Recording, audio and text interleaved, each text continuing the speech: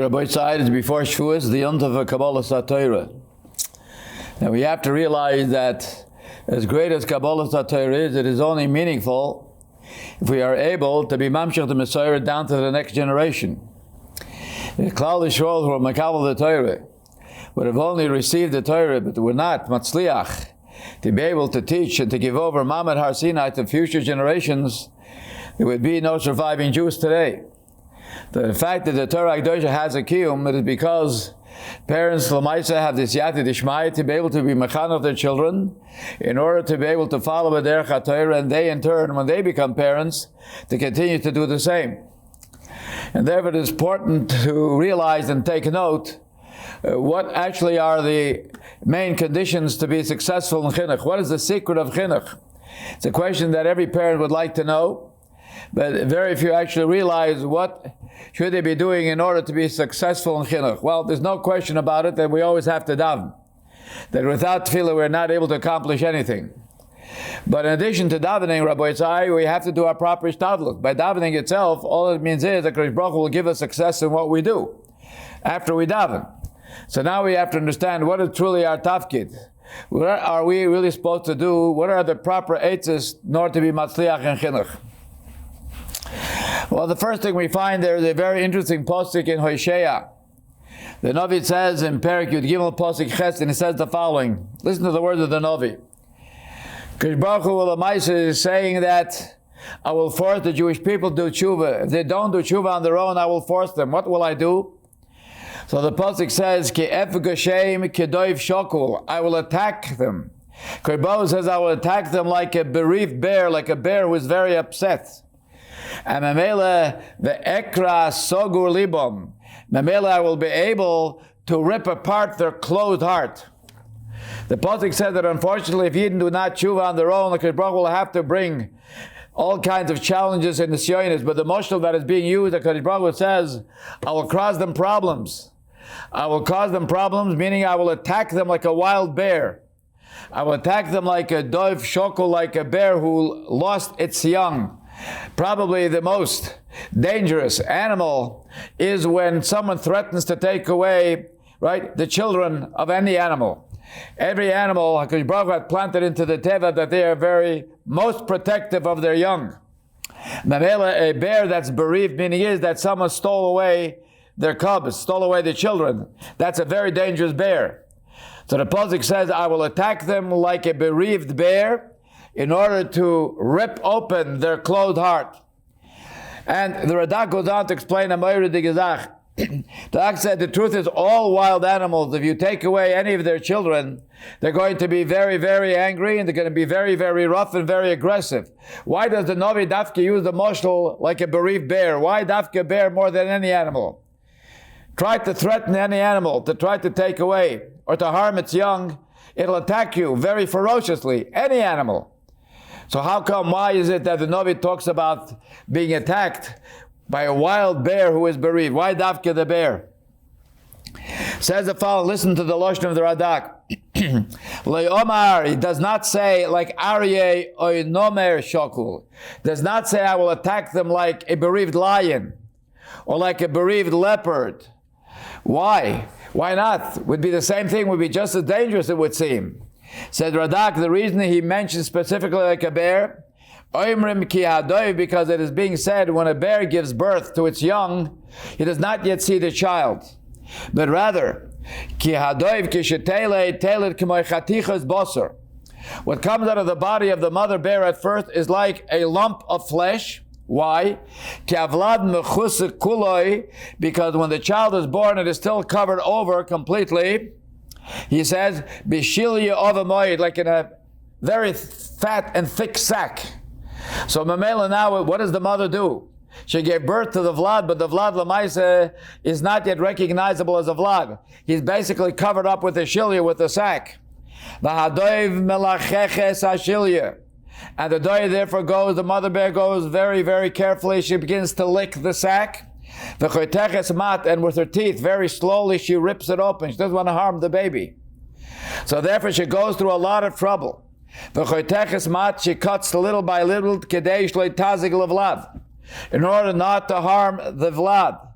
and she puts in a lot of effort, she puts in a lot of koyach, until she removes all of the outside flesh. And now the vlad comes out. Says, now listen what the Radak says. Being that the mother is so matriach, she has to go through so much koyach and effort to see the vlad. Therefore, she's more attached to that vlad more than anybody else, than any other animal. Therefore, she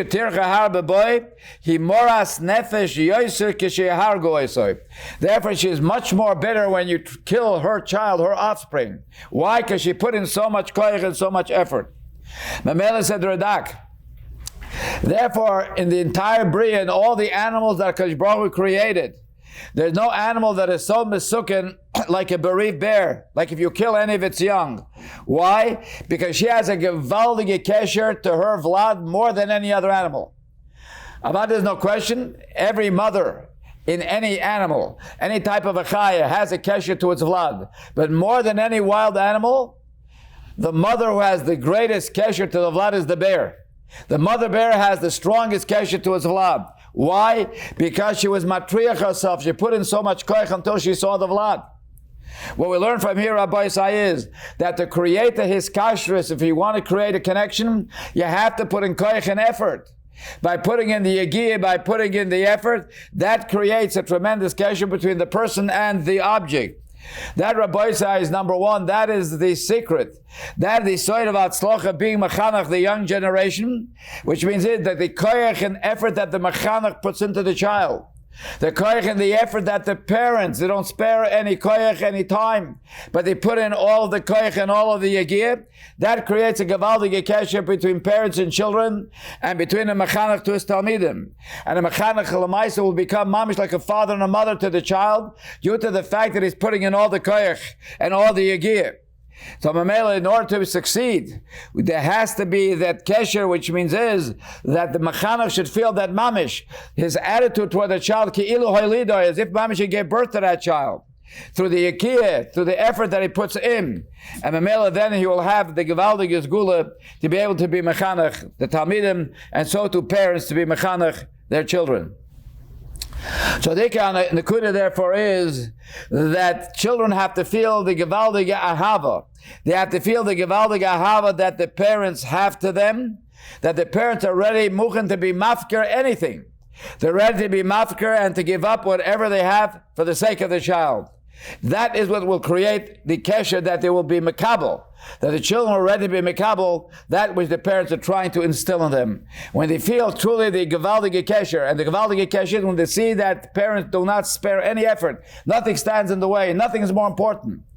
When children see that parents are ready to be mafka, whatever they have, for the atzloch of their child, that will create the gevaldige kesher between them in order to be matzliach. And that reminds us, Rabbi Isai, what the Tanya tells us. The Tanya tells us in the Sefer Mamorim HaKetzorim, and he writes that a person, Lamoshel, whose parnosa is to be a mechanach, had to realize that he was sent min hashemayim in order to have that tafkid, which means that every Rebbe who's mechanach children had to recognize at the Tanya that he was sent min hashemayim to do that. I mean that he's a shliach of HaKadosh Baruch Hu to continue the Messiah of Torah. So whatever he says is Kilo HaKadosh Baruch Hu is speaking through him. And Mamela, parents who are shluchim of HaKadosh Baruch Hu to build the next generation, that Torah continues. So parents and mechanchim, lamaisa amamshich mamed Har Sinai. When we think of Har Sinai was something which is an event of the past, many thousands of years ago, it is wrong. Because every day and every year we have a fresh scene of Matan Torah, and that is to the parent. The parents, whenever they are mamshich the Messiah, they are creating Har Sinai over again. And that is the only way that Torah will continue to flourish, by Rabbi reinstating Har Sinai. When parents are teaching children, when Mechanach is teaching Talmidim, that's Mamad Har Sinai. Because they're shluchim HaKadosh Baruch Hu, again to teach Torah as it was taught the very first time, by Maimed Har Sinai. So the truth is, every generation has a new Maimed Har Sinai in order for the Torah to be able to continue. Mamela, they are the noisnei HaTorah. The same HaKadosh Baruch Hu gave the Torah then, the parents are also the noisnei HaTorah. They are b'mokem HaKadosh Baruch Hu to give the Torah now to this generation. And so to the Mechanchim. They become now the noisnei HaTorah b'mokem HaKadosh Baruch Hu. And if that's the case, that every time and every year, every tkufa, we have Mamad Har Sinai because we have to continue to give over the Torah. So let's remember how was Torah given over the very first time. We have to actually emulate the way the Torah was given, because why? Because Mamad Har Sinai continues.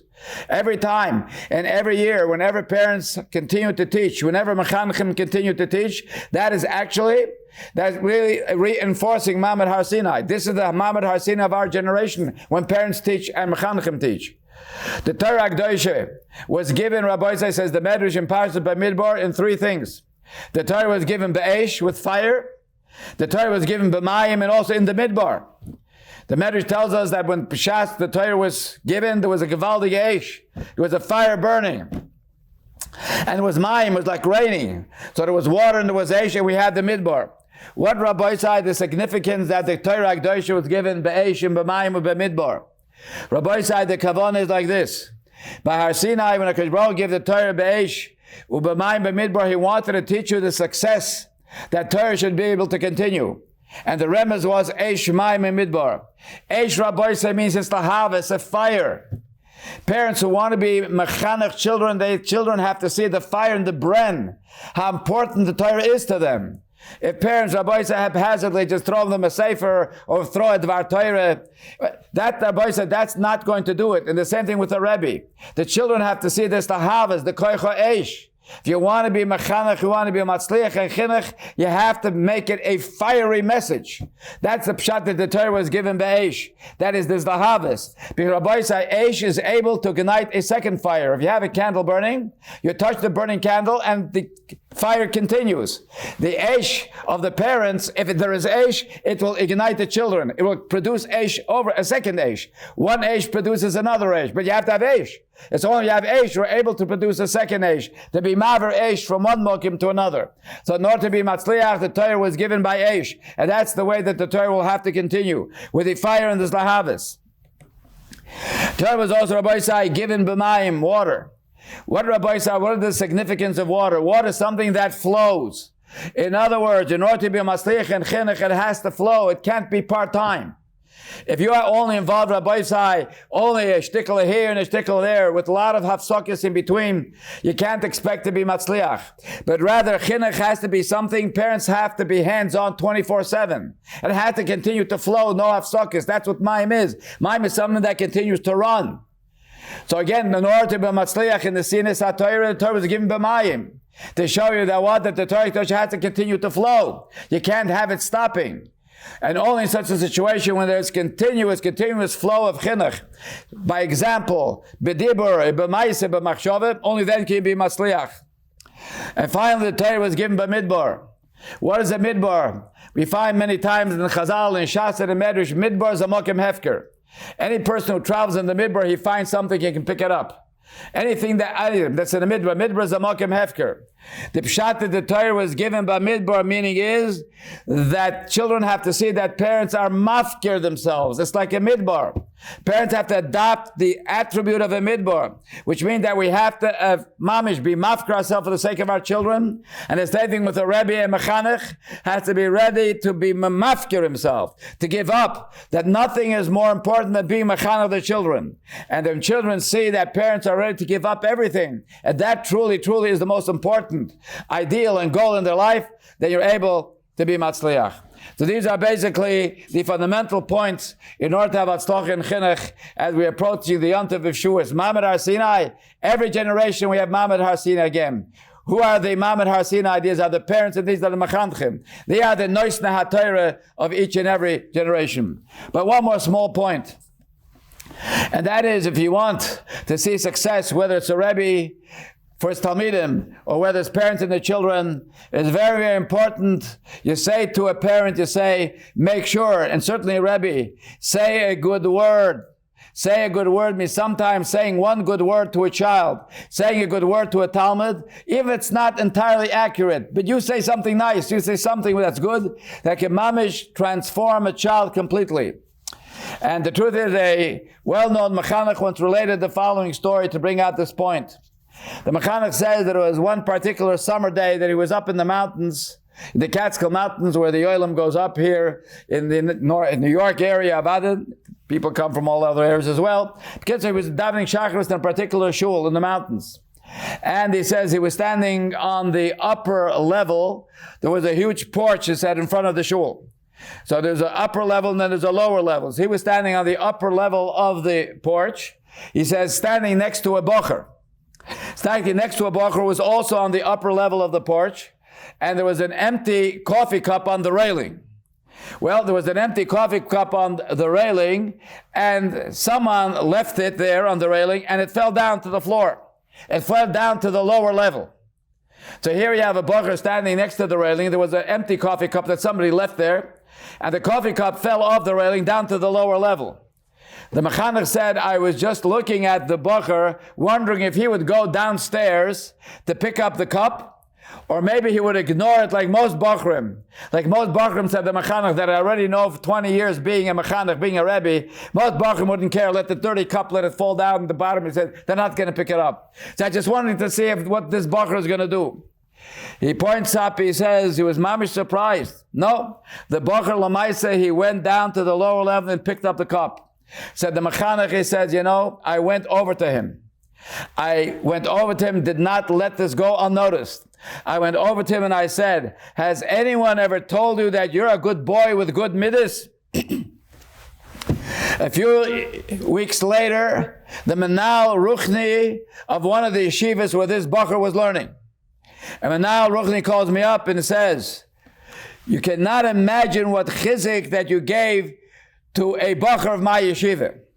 So the mechanech says, you mean he heard one of my drushes somewhere? No, not because he heard one of your drushes.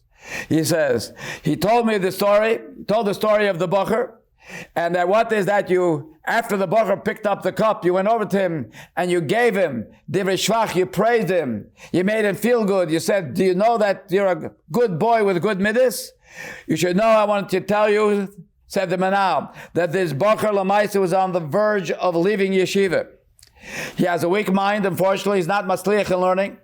He had a weak mind and he didn't have chavrusas and he decided to drop out. Then you came along and you gave him a simple compliment. By giving the simple compliment, he was mamish reborn. He became like a ber yechadosh, reborn. And he tells it to everyone who was willing to listen. So here Rabbi said, you never can know. Say something nice, say something good, make the person feel good, build up his self-esteem. Cannot imagine how far a good word, a simple good word can go.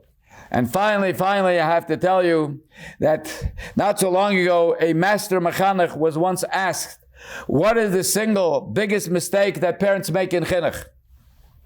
There's a lot of mistakes that parents make. But if you have to pick and choose, what is the biggest mistake, the single biggest mistake that parents make in chinuch?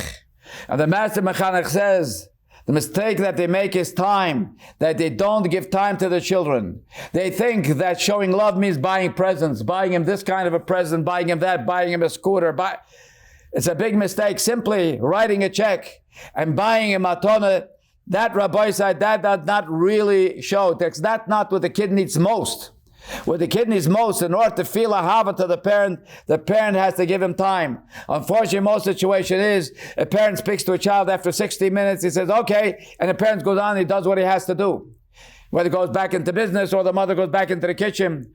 How often does it happen when a child comes home from school? Instead of the mother standing there and saying, wow, it's so great to see you. Tatala, I'm so enjoyed that you had a gewaldige day. The mother's on the phone speaking with who knows who. She doesn't even acknowledge that the kid came home. She doesn't even have time to give and to say a simple hello. Rabbi say, you have no idea, Rabbi say, how this Ramaisa ruins. This is mamish, it is mafsid, the hargoshe between parents and children, and you can't expect that children will be able to be matzliach from the chinuch of parents who go along with this type of philosophy. Time, Rabbi say, give him time. You have no idea. That's the most precious gift of all that parents can give their children. Give them time. Show them that time, which is the most precious thing. You are ready to give that up for your children, not to use your time for other things that appear to be so pleasurable, but rather show that the most important thing for them is to utilize time, and that is for the sake of the children. If you continue to do all of these things together with Tefillah, Rabbi Isai, can be sure that Hashem HaKadosh Baruch Hu, with the Shemei Tefillah, will be Mekabel all of our Tefillahs, to be able to see Banim b'nei Banim, Oiskim b'Torah, b'mitzvahs, b'simcha v'nachas, Sheva, Bracha, v'tzlocha, ad biyas hagoyim.